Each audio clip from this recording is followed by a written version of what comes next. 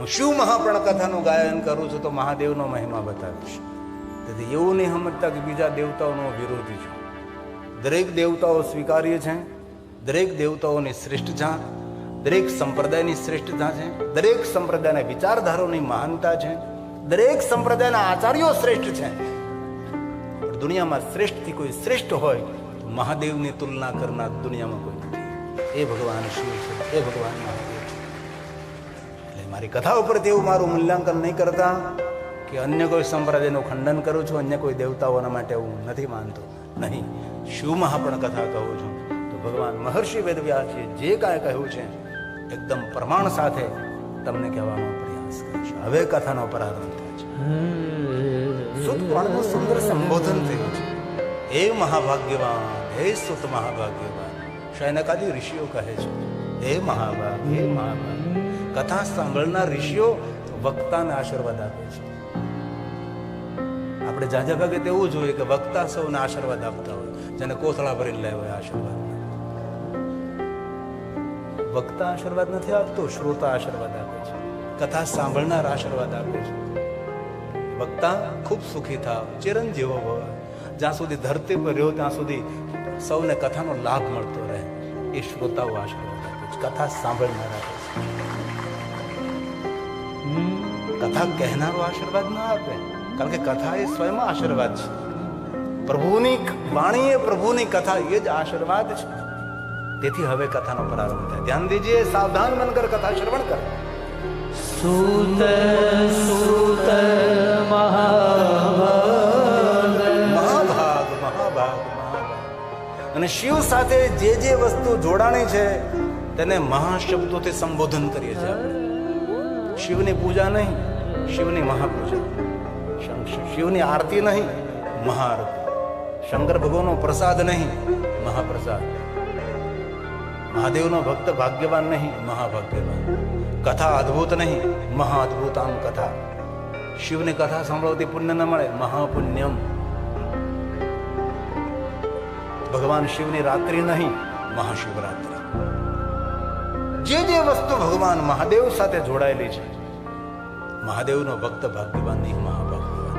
તેથી કહ્યું હે સૂત, હે સૂત, મહાભાગ્યવાન, મહાભાગ્યવાન. સૂત સૂત મહાભાગ, ચિરંજીવ સુખી. કથા સાંભળનાર ઋષિઓ કહે છે, જેના મુખેથી મેં કથા સાંભળીએ છીએ, ચિરંજીવ સુખી બા, સુખી થાવ, સુખી થાવ. મહાત્માઓ કહે છે યસ્રા યશ્રાવયસીન તાત શાંકરો પરમા કથા, શાંકરો પરમા કથા. શાંતિ આપનારી ભગવાન મહાદેવની કથા કરે. કોઈ તમને પૂછે કથા સાંભળવાથી શું મળે, તો જવાબ આપ્યો છે શાંતિ મળે છે.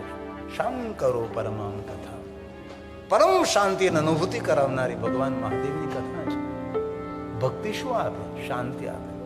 અને શાંતિનો દાતા કોઈ હોય તો ભગવાન મહાદેવ છે. મહાદેવ વગર કોણ શાંતિ આપી શકે?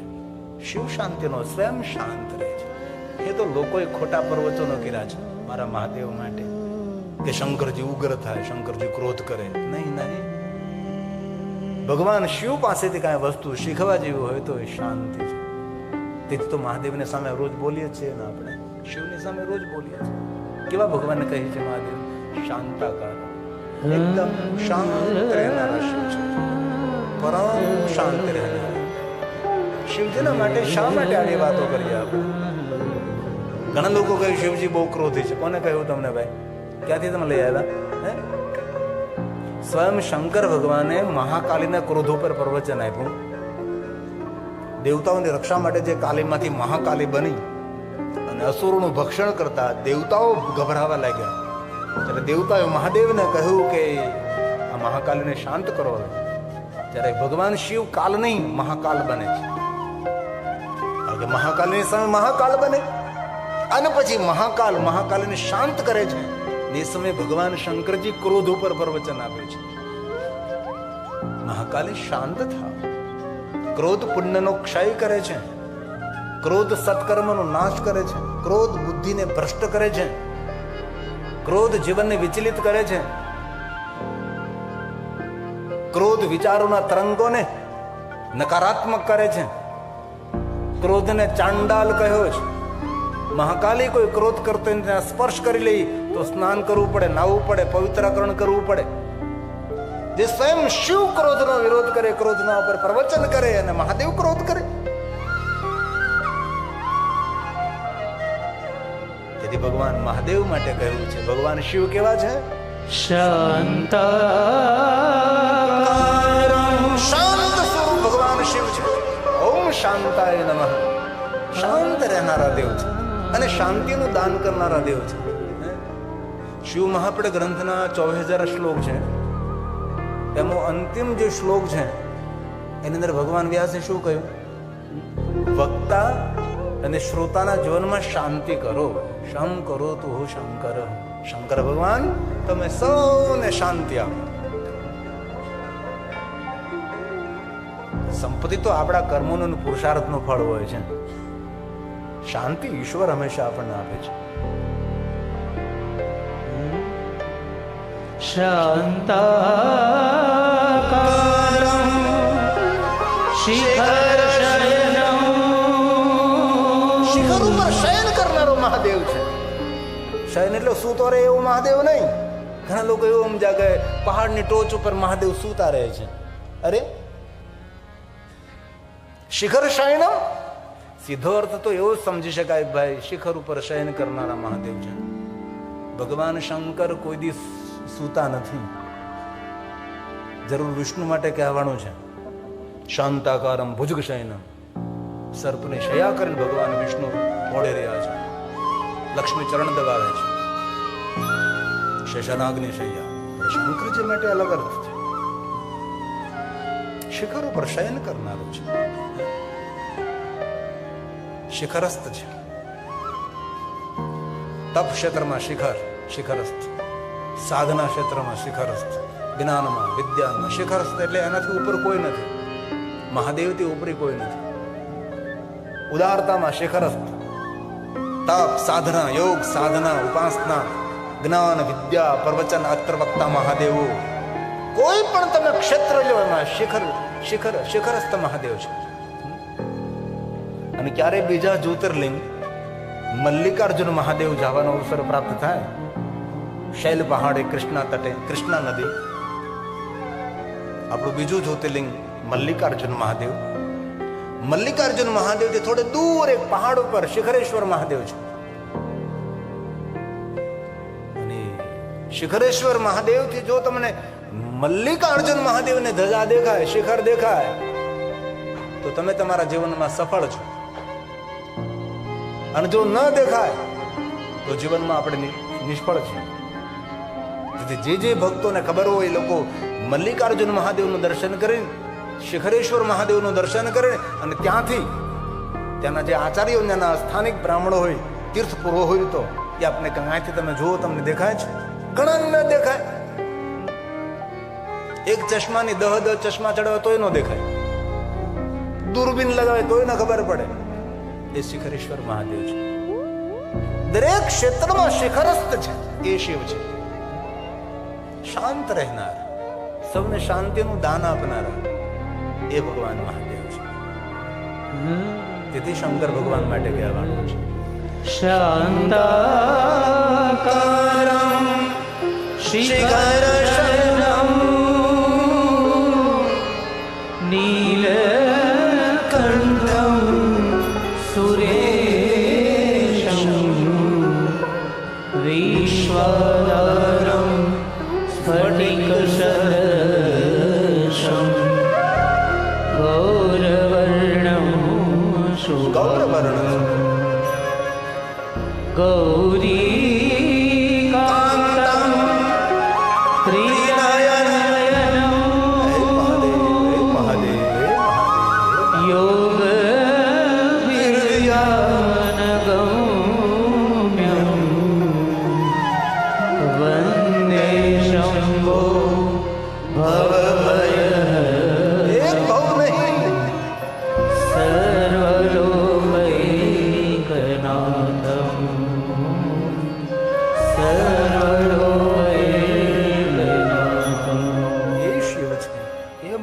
છે. એક પંક્તિ.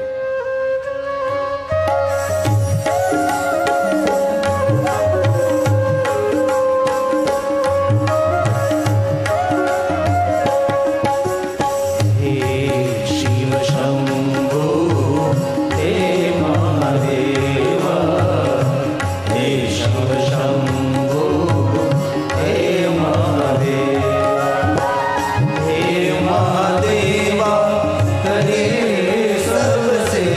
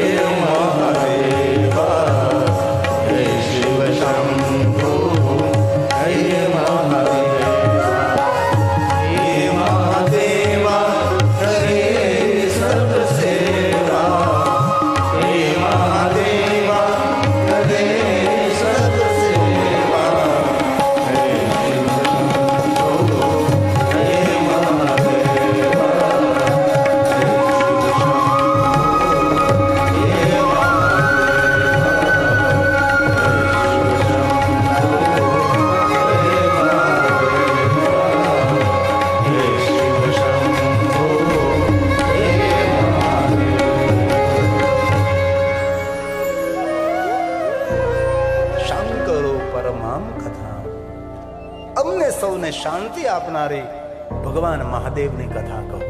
હે સુત પુરાણજી, હે મહાભાગ્યવાન. હવે શિવ મહાપણ કથાનો પ્રારંભ થાય છે. ઘણાના મનમાં એમ થતું છે કાલના એક ધરું બોલે છે શિવ કથાનો પ્રારંભ થાય. આ કથા પ્રારંભ થાય ક્યારે? આપણે કોઈને મળવા જતા હોય, પેલાના ગામમાં જાય, પછી એની હેરીમાં જાય કે નહીં, પછી એના ડેલો ખોલીએ, ડેલામાં જાય, પછી હારો માણસ હોય તો આવકાર આપે તો એના બેઠક રૂમની અંદર એક પછી દરવાજા ખોલે. જ્યારે એ ઘરની અંદર રહેતો એ માણસ આપણને મળે તો કથાની અંદર ધીમે ધીમે દરવાજા ખોલે, ધીમે ધીમે કથાના સ્ટેપ હોય છે, ત્યારે ધીરે ધીરે કથામાં પ્રવેશ થાય છે. કોઈ જહાજ સમંદરમાં જ આખું હોય તો સીધું કઈ મધ્ય દરિયા ના જતું રહે ને, પેલા કાંઠા ઉપર લંગારેલું હોય, પછી લંગરને છોડવામાં આવે અને પછી ધીરે ધીરે ધીરે મોજાને પાર કરતું ધીમે ધીમે ધીમે સાગરના મધ્ય જાય અને ધીરે ધીરે સાગરની પાર ઉતરે. કથાનું પણ એવું હોય છે. તો હવે શિવ કથાનો પ્રારંભ થાય છે. એક સમયે નારદજી વિચાર કરે છે કે મારે તપસ્યા કરવી છે. કેટલો સુંદર વિચાર છે. પણ નારદજી એ સમયે વિચારનો અમલ કરી દીધો છે. આપણે વિચારો તો બહુ કરીએ પણ બધા વિચારો અમલીકરણ નથી થતા. નારદ કોણ છે? એક શ્લોકમાં નારદજીની ઓળખાણ આપી છે. ભગવાન વ્યાસ બોલે છે,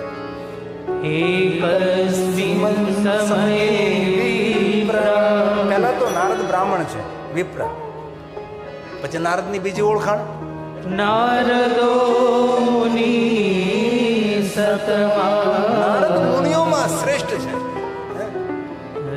સામાન્ય પાત્ર નથી નારદ, મુનિઓમાં શ્રેષ્ઠ છે એ નારદ. ઉંમરમાં હું નાનો હતો ને ત્યારે મારી નાની સાથે આંગળે પકડીને હું કથા સાંભળવા જતો, શ્રીમદ ભાગવત કથા સાંભળવા. તો શંકર ભગવાનની કઈ વાત આવે તો શંકર ભગવાનને હસવાનું પાત્ર એ લોકો બનાવતા હતા. નારદજીની કઈ વાત આવે તો નારદજી ઉપર એ લોકો હસતા હતા. ભગવાન શિવ કોઈ હસવાનું પાત્ર છે? નારદજી કોઈ હસવા માટે છે? નારદ કોણ છે? નારદો મુનિ સતમાં, મુનિઓમાં શ્રેષ્ઠ નારદ છે. બ્રાહ્મણ છે નારદ. નારદ કોણ છે? ત્રીજી ઓળખાણ, બ્રહ્મપુત્રો વિનીતા. બ્રહ્માજીના પુત્ર છે નારદ. નારદનો સ્વભાવ કેવો છે? આનંદી, રમૂજી, સરળ, નમ્ર, વિનમ્ર જેનો સ્વભાવ છે એ નારદ છે. નારદ જ્યાં જાય ત્યાં સૌને આનંદ આપે છે એવા નારદજી છે. વિનોદી નારદ છે, વિનોદ કરનાર, જેની પ્રસન્ન મુખ મુદ્રા, જેની મુસ્કુરાટ નિરંતર હોય છે એ નારદજી છે. વિનોદ. ઘણા નામ વિનોદ હોય પણ મોઢા ચડાવીને બેઠો હોય. વિનોદ એટલે તેનો સ્વભાવ એટલો સરસ હોવો જોઈએ, વિનોદી સ્વભાવ. નારદના મનમાં વિચાર પ્રગટ થયો. કેવો વિચાર? તપોઅર્થ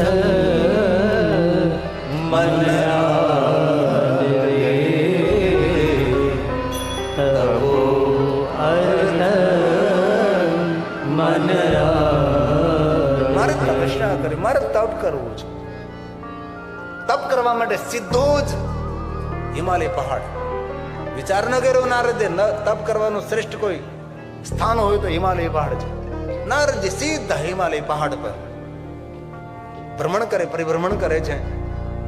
સુંદર એક સરિતાના તટ પર સુંદર ગુફા છે. નારદજીને થયું કે આ સ્થાન શ્રેષ્ઠ છે, અહીંયા બેસીને તપ કરું.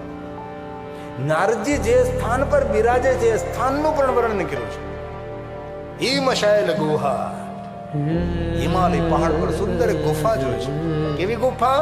અતિ શોભાયુક્ત ગુફા છે. આખો શિવ મહાપણ ગ્રંથ શ્લોકાત્મક છે. એક એક શ્લોક મહાદેવની પૂજા છે. અને ફરી કહું છું કે તમે બહુ ગંભીરથી કથા સાંભળો છો, એ બદલ મારા હૃદયથી તમને સૌને પ્રણામ. મનોરંજન તો આપણે માયાભાઈ પૂરી રાત કરાવ્યું છે ને, લહેર કરાવી છે. જ્ઞાન સાથે ગમ્મત, મજા કરાવી છે તને, પણ કથા તો ગંભીર વિષય છે. તેથી શ્રોતાને વક્તાએ થોડી ગંભીરતા અને મન ચિત્ત એકાગ્ર કરી અને ભગવાનની કથાનું શ્રવણ કરવું જોઈએ. તેથી આપ સૌ ગંભીરતાપૂર્વક કથાનું શ્રવણ કરો છો. એ પ્રતાપને છત્ર છાયા છે આપણા સાહેબ શ્રી હરિસંગ મહારાજ, હરિસિંહ સાહેબની કૃપા છે, એના સંસ્કારો છે, એની દિવ્યતા છે. અને એમની પરમ ચેતના આપણા સૌ ઉપર કોઈ કૃપા કરી દેશે. અને એ પરમ પુરુષની જે ઈચ્છા આજે આત્મા ખબી બહુ રાજી થતો છે, ખૂબ પ્રસન્ન થતો છે. અને મને જનશ્રી સાહેબે કહ્યું હતું કે અમારા સદગુરુદેવ શ્રી હરિસિંહ સાહેબનો બહુ સંકલ્પ હતો કે મહાદેવની કથા સાંભળવી છે, મહાદેવની કથાનું આયોજન કરવું છે. તો આપણે સમક્ષ મહાદેવની જ કથા કહીશ. શંકર ભગવાનની હું તમને કથા સંભળાવીશ. આદર અને ભક્તિથી કથાનું સાંભળો. અને ફરી ફરી કહું છું, કથા સમયસર હું પ્રારંભ કરીશ અને સમય પર જ કથાનો વિરામ આપીશ.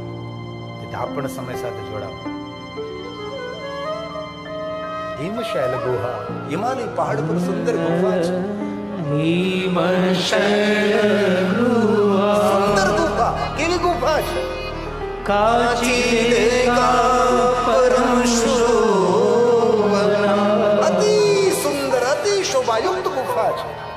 અને ગુફાની સામે યા સમીપે સુર નદી, સૂર નદી. ગુફાની સામે સૂર નદી. સૂર નદી મતલબ ભાગીરથી માતા ગંગા વહે છે. અને હિમાલય પહાડ ને ગંગા ધીરે ધીરે ન ચાલે. હિમાલય પહાડ ને ગંગા કઈ રીતે ચાલે? સદા વહતી વેગતા, સદા વહતી વેગથી ગંગાનો પ્રવાહ વહે છે. આમાં જેમને 4 ધામની યાત્રા કરી હોય એમને ખબર હોય, હિમાલય પહાડના 4 ધામ ગંગોત્રી, યમનોત્રી, બદ્રી અને કેદાર. હિમાલય પહાડની ગંગા ધીરે ધીરે ન ચાલે, સદા વહતી વેગતા, વેગથી વહેતો ગંગાજીનો પ્રવાહ છે. અને ક્યારે યાત્રા કરવી જોઈએ? આમનામ ગામમાં પૂરું થઈ જાય જીવનમાં અફસોસ રહી જાય. બધા કામો છોડી ક્યારેક યાત્રામાં નીકળવું જોઈએ. કારણ કે આપણી સનાતની પરંપરા છે યાત્રા. 1 मिनट के लिए हर हर गंगे, जय जय गंगे. हर हर गंगे, जय जय गंगे. हर हर गंगे, जय जय गंगे. नमामि गंगे, जय जय गंगे. नमामि गंगे, जय जय गंगे. हर हर गंगे, जय जय गंगे.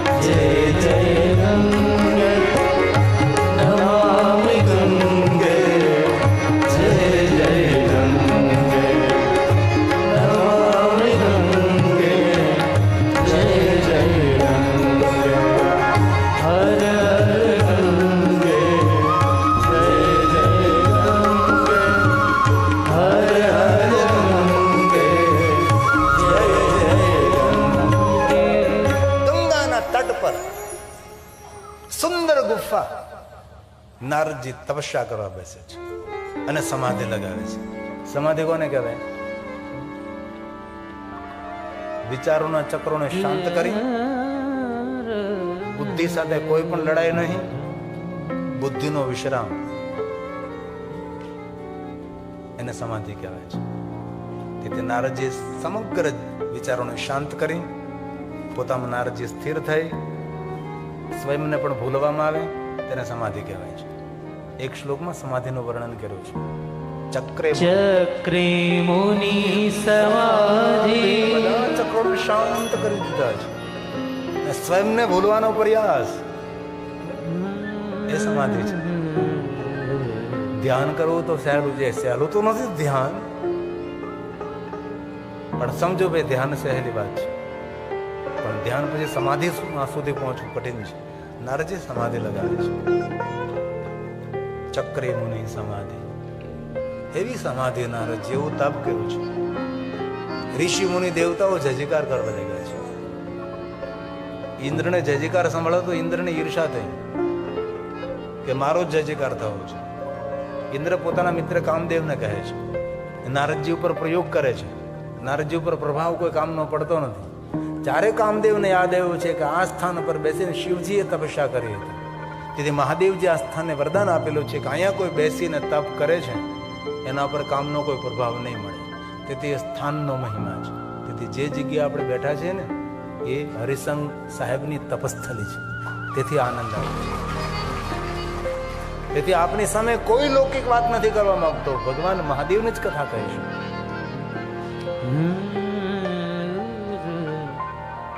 કામદેવ લજ્જિત થયા છે.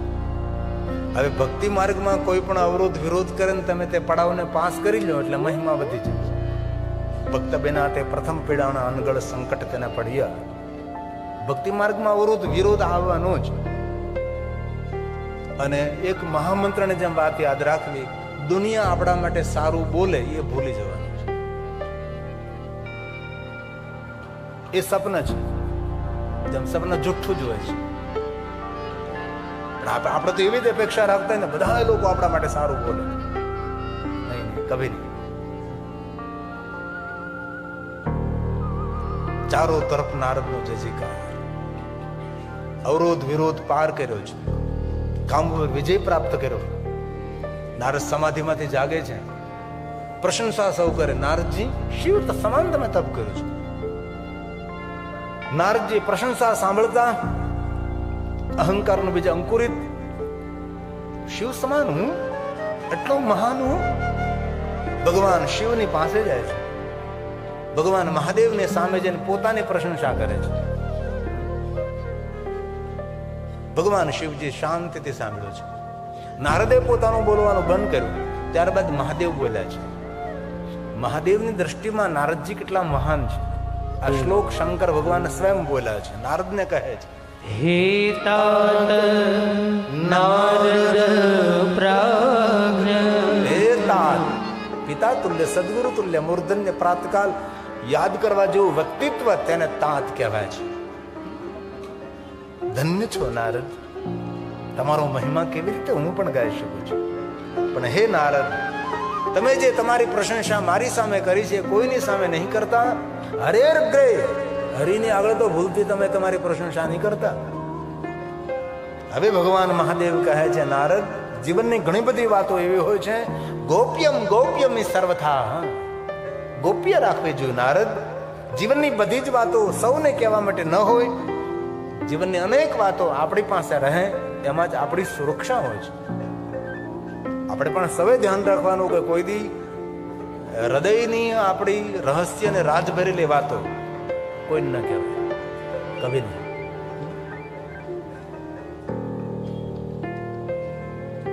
જીવનના દુઃખોની વાત પણ કોઈને ન કહેવાય, બિલકુલ નહીં. હિમાલય પહાડ જેવડું દુઃખ, અંતે તો બરફનો પહાડ છે, પીગળી જશે, જતું રહેશે. કોઈની આગળ આંસુ પાડવાની જરૂર નથી. ભરે પૂરા રે મળે તો રાવું રેડી, એ વાત અલગ છે. એ તમે ભજન સાંભળ્યા હોય એટલે એવા ભજન ગાય તો શકો છો, પણ બને ત્યાં સુધી તમને કઈ વિશેષ સંભળાવવું નકર આ ભજન ગાઈને હું કથા પૂરી કરી શકું છું. તમને સૌને મજા પણ આવે છે. એક પંક્તિ ગાઓ.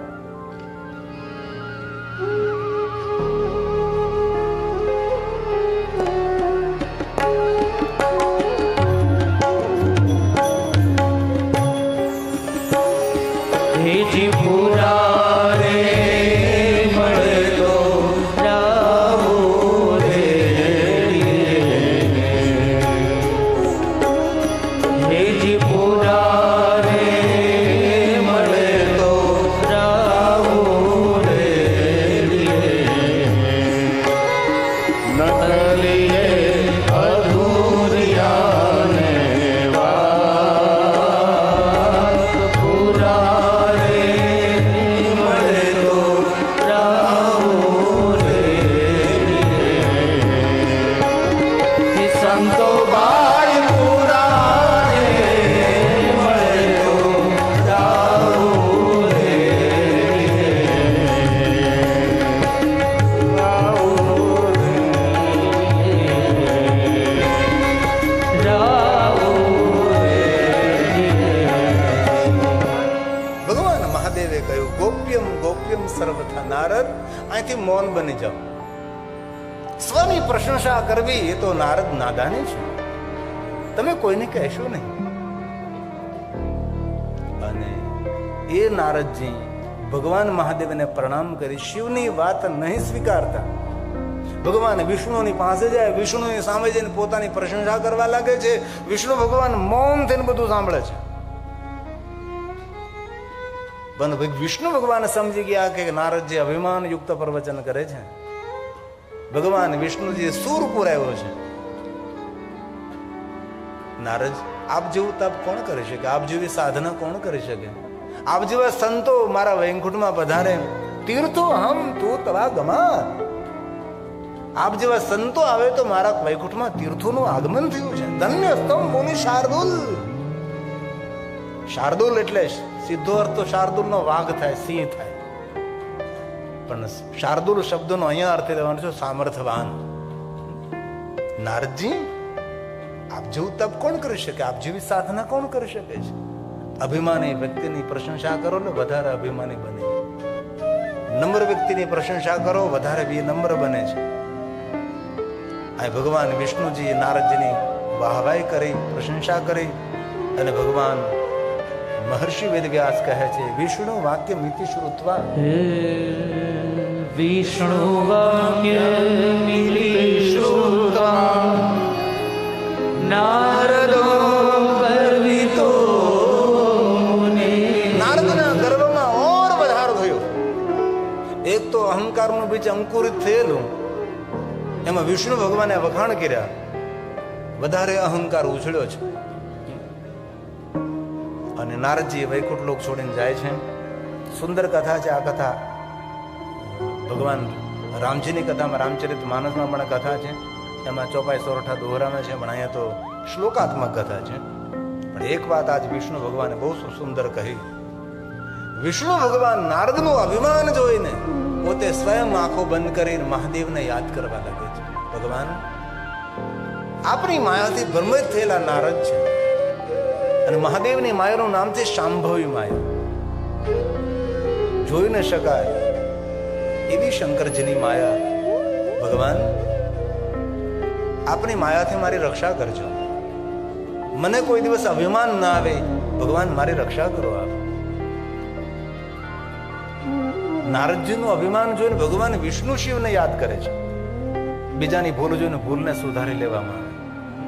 કોઈની ભૂલ જોઈને આપણે ભૂલને સુધારી લેવામાં. આપણા ગામમાં કોઈને માવો ખાઈ કેન્સર થયું હોય તો આપણે સમજી જવું જોઈએ કે આપણને થાય. એને ડાયો માણા કહેવાય. એને માવો ખાઈ ખાઈને કેન્સર થયું. જો કે આપણા ગામમાં તો કોઈ માવો ખાતું જ નથી, એટલે સારું છે. આપણું ગામ તો નિર્વ્યસની ગામ છે.